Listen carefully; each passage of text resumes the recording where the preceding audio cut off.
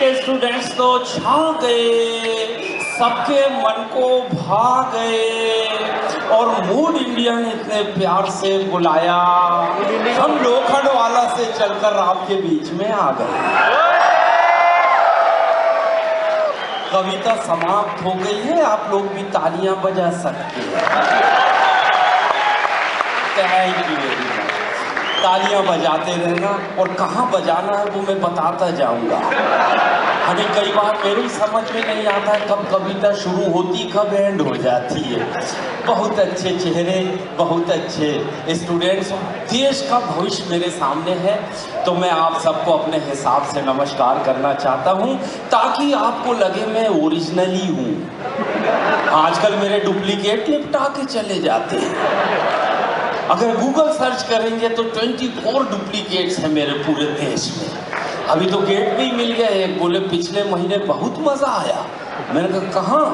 बोले IIT के hall में। मैंने कहा मैं तो पहली बार यहाँ आया हूँ। तो बोले फिर आपका पेमेंट कौन ले गया? ऐसा उंगली हिलाया। तो लोग पेमेंट ले जा लेते हैं, लेकिन यहाँ पेमेंट का मामला नहीं, ये मोहब्बत और प्यार का मामला है। इसलिए मैं बड़े प्यार से आप सबका अपने अंदाज में नमस्कार करता हूँ। तो चेयर में बैठे तमाम चेयरमैनों को नमस्कार, जमीन में बैठे जमींदारों को भी नमस्कार, और गेट पे खड़े गेट कीपरों को भी नमस्कार, छोटे छोटे बच्चों को प्यारा प्यारा नमस्कार, और महिलाओं को अति विशेष नमस्कार, और तमाम बुजुर्गों को अंतिम नमस्कार। नहीं अंतिम इसलिए कि मेरा स्वास्थ्य ठीक नहीं रहता। इस देश के बुजुर्ग बहुत ऊपर तक जाते हैं, बिना राष्ट्रपति बिना प्रधानमंत्री बने बगैर निकलते ही नहीं। ले ले अच्छा से ले।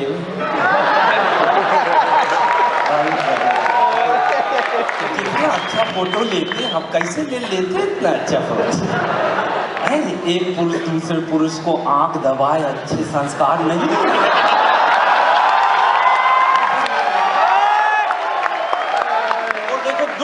सबसे अच्छा कैमरामैन कौन होता है मैं बताता हूँ। दुनिया का सबसे अच्छा कैमरामैन वो होता है जिसको बचपन से दूसरे के घरों में झांकने की आदत होती है, और आपकी इस आदत को मैं प्रणाम करता हूँ। बहुत अच्छे हैं आप सबका स्वागत करता हूँ, और बात यहाँ से शुरू करता हूँ कि ये वो देश है दोस्तों जहाँ मौत से भी हंसी निकलती है, आदमी मरते मरते हंसाता है। दुनिया के किसी देश में ये खूबी नहीं है। 2 लाइन आपको बड़े प्यार से सुनाता हूँ, पसंद आए तो ताली बजाना, पसंद ना आए तो ज्यादा बजाना। ऐसा लगना चाहिए सब इंटेलिजेंट लोग बैठे। फांसी पे चढ़ते हुए कैदी से जज साहब ने कहा, फांसी पे चढ़ते हुए कैदी से जज साहब ने कहा, अपनी अंतिम इच्छा बताइए। कैदी बोला मेरे बदले आप ही लटक जाइए। Thank you very much. ये वो देश है, शमशान घाट जाते हैं रोने, लेकिन वहां से भी हंसी निकल के आती है। मैं दुनिया में सबसे बड़ा गणेश विसर्जन अगर कहीं होता है तो वो मुंबई शहर में। मैं मलाड सिटी में, जो बॉम्बे का नक्शा जानते हैं वो जानते होंगे मलाड कहाँ है। मलाड में इसमें मैं फंस गया। शाम 5 बजे से रात के 12 बजे तक गाड़ी जहाँ के वहीं खड़ी रही, एक कदम भी लोग नहीं बढ़ पाए। तो बाजू में समझ में नहीं आता ये बाउंड्री वॉल के अंदर है क्या। बाजू में शमशान घाट था, मुझे नहीं मालूम।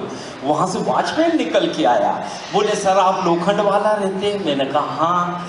और फिल्मों में आते हैं? मैंने कहा हाँ। टीवी पे हंसाया था? मैंने कहा हाँ भाई। तो बोले सर रात भर रास्ता बंद रहेगा, आप चाबी दो, मैं गाड़ी आपके घर पहुँचा दूंगा। तो फिर मैंने कहा मेरे बाप मैं जाऊँगा कैसे? बोले ये शमशान घाट के अंदर से। आप लोखंडवाला रहते हैं? 5 मिनट में उस पार लोखंडवाला। मैंने कहा यार ये शॉर्टकट तो मुझे भी नहीं मालूम था, मैं बाईपास 5 घंटे होकर जाता था। तो ला मैंने कहा चलिए चाबी रख, और मैं बीच कब्रिस्तान से अपने घर जा रहा था रात के 12 बजे। देखा कि एक आदमी कब्र के ऊपर बैठा। मैं तो पहले डर गया, फिर मैंने कहा इसको समझाता हूँ। मैं उसको समझाने गया कि अरे तुझे डर नहीं लगता, रात के 12 बजे कब्र के ऊपर बैठा है। वो बोला काय का डर, अंदर गर्मी लग रही थी बाहर बैठ गया।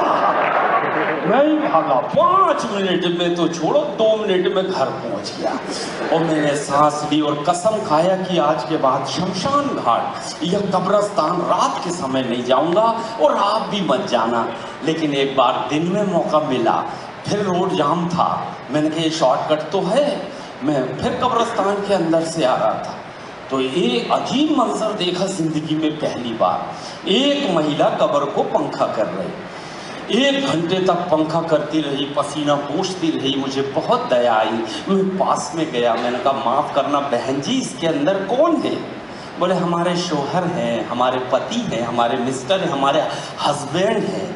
मैं कहा तब तो बड़ी मोहब्बत है आपको अपने पति से, आपकी मोहब्बत को सलाम करता हूँ। जीते जी पति को पंखा किया, मरने के बाद कब्र को पंखा कर रही है।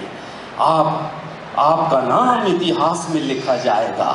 महिला बोली ऐसी बात नहीं है भाई साहब, हमारी बरादरी में एक दस्तूर है, जब तक कब्र की मिट्टी नहीं सूख जाती दूसरी शादी नहीं कर सकते। मैं बाद में मालूम पड़ा कि ये अपने जुगाड़ में बैठी है। बड़ा अजीब देश, अजीब लोग, लेकिन दुनिया के महान लोग और दुनिया के महान देश की महान ऑडियंस के सामने मैं हूँ। एक बात दिल की शेयर करता हूँ अपना शो शुरू करने से पहले। The great Indian laughter show में पूरे इंडिया से सेलेक्ट करके कॉमेडियन लाए गए। उत्तर प्रदेश से राजू श्रीवास्तव, महाराष्ट्र से सुनील पाल, मैं मध्य प्रदेश से भगवंत मान पंजाब से, और पराग कंसारा गुजरात से, पूरे देश से समेट के लाए थे। लेकिन मेरे इस कविता के अंदाज को देश ने इतना पसंद किया और तमाम लोगों ने इतना SMS किया कि मेरी TRP 24 देशों तक गई। आप सबके कारण मुझे 24 देशों की यात्रा करने का मौका मिला।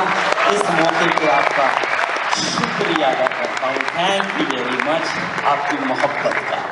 सर मैं सबसे पहले अफ्रीका गया, अमेरिका, न्यूजीलैंड, बैंकॉक, पटाया, दुबई, शारजा, जर्मनी, जापान। देश ख़त्म नहीं हो रहे, मेरे 4 पासपोर्ट ख़त्म हो गए। मगर एक बात मैं दिल की कहता हूँ आप सबके सामने कि इन 24 देशों में भारत जैसा देश कहीं नजर नहीं आया।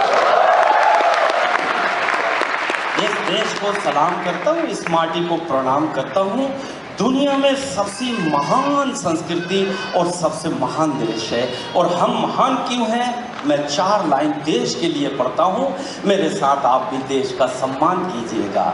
यहाँ चेहरे नहीं इंसान पढ़े जाते हैं, यहाँ चेहरे नहीं इंसान पढ़े जाते हैं, मजहब नहीं ईमान पढ़े जाते हैं। और ये देश इसलिए महान है दोस्तों, यहाँ एक साथ गीता और कुरान पढ़े जाते हैं। यहाँ एक साथ गीता और कुरान पढ़े जाते हैं। थैंक यू वेरी मच, आपने देश का सम्मान किया, मैं आपका सम्मान करता हूँ। हास्य के लोग हैं, हंसी के ढंग से देशभक्ति निभाते हैं। पिछले दिनों दोस्तों मेरा शो बुक करने 2 मुल्क के लोग आए, एक चाइना से आया, एक जापान से आया। बोले सर आपका शो चाइना में करना है, जापान में करना है। मैंने कहा मैं शुद्ध हिंदी का खिलाड़ी हूँ, मुझसे चाइनीज़ नहीं आती, जापानीज़ नहीं आती। बोले आप चिंता ना करें, यहीं के इंजीनियर्स हैं, यहीं के डॉक्टर्स हैं, यहीं के बिजनेसमैन हैं, आपको हिंदी में ही शो करना है। मैं कहा तब तो हम चलेंगे। 5 स्टार होटल में मीटिंग, राउंड टेबल, 3 लोग, 3 कप, चाइना का, जापान का और मैं भारत का प्रतिनिधित्व कर रहा। हम तीनों ने कॉफ़ी पीनी शुरू की। सर हम कॉफ़ी पीने के बाद कप खाली होता है सीधा रखते हैं। पहले चाइना वाले ने कॉफ़ी पिया और कप को उल्टा रख दिया। मैंने कहा ये उल्टा आदमी है, कप को उल्टा रखता है। फिर जापान वाले ने कॉफ़ी पिया, सीधा रख दिया। अब 2 देश ने 2 डिज़ाइन दिए। मैंने कहा अपन इंडियंस हैं, अपन भी नई डिज़ाइन देंगे। मेरी देशभक्ति जागी, मैंने नई डिज़ाइन दिया। मेरा कप खाली हुआ, मैंने आड़ा रख दिया। दोनों मुझसे भिड़ गए, बोले इसका क्या मतलब है? मैंने कहा पहले आप बताओ ये उल्टे कप का क्या मतलब है?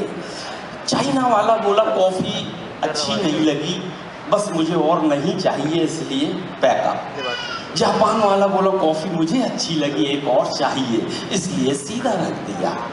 अब नई डिज़ाइन के चक्कर में अपन फंस गए। मालूम नहीं था कि रीज़न भी देना पड़ेगा, मगर दोस्तों देश की इज्जत खतरे में थी। मैंने देश की इज्जत बचाने के लिए जवाब दिया, और मेरा जवाब सुन के ये पहली लाइन से लास्ट लाइन तक आपको लगे कि देश की इज्जत बच गई, तो देश के लिए ताली बजाना जवाब सुनने के बाद। मैं बोला बेटा ये आड़े कप का मतलब है वो तो दे दो, नहीं तो रहने दो।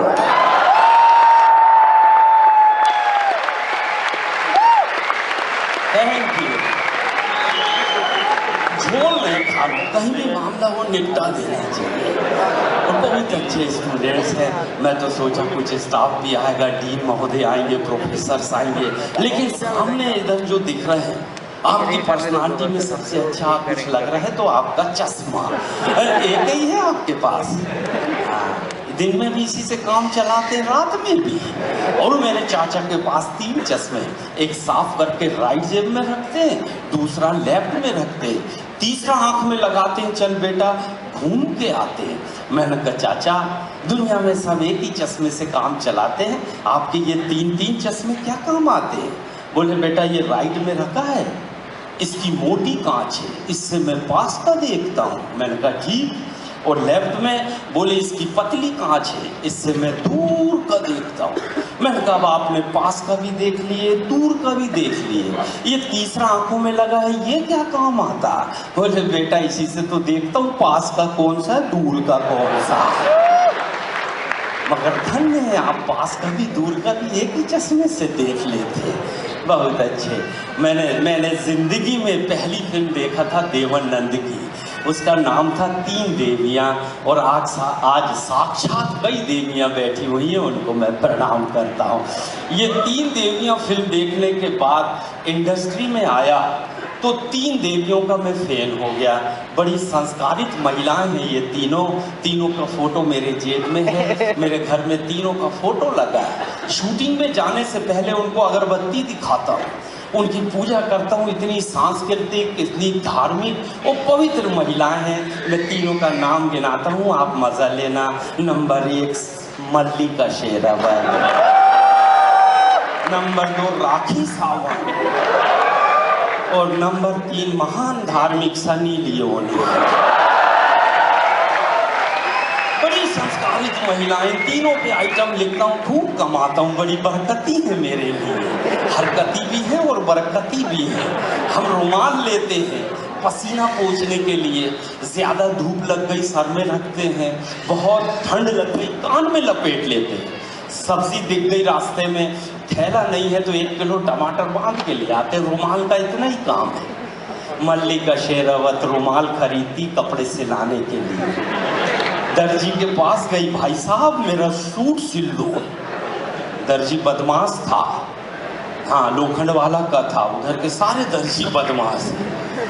मुझे सूट सिल दो। उसने 5 बार तो रुमाल का साइज देखा, फिर मल्लिका का साइज देखा, फिर रुमाल का साइज देखा, मल्लिका का साइज देखा, और धीरे से बोला बहन जी बाकी का कपड़ा बचेगा तो क्या करूँगा? बोले तू बच्चे की नेकर सी लेना। इन पे गाने भी वैसे लिखे जाते हैं, गजब गजब के गाने आए इनके। मल्लिका शेरावत तो छा गई। हाँ बीच बीच में मैं अपने टोन का इस्तेमाल करते रहूंगा ताकि आपको लगे ओरिजिनली हूँ। ये अंधेरे में किसकी ले रहा?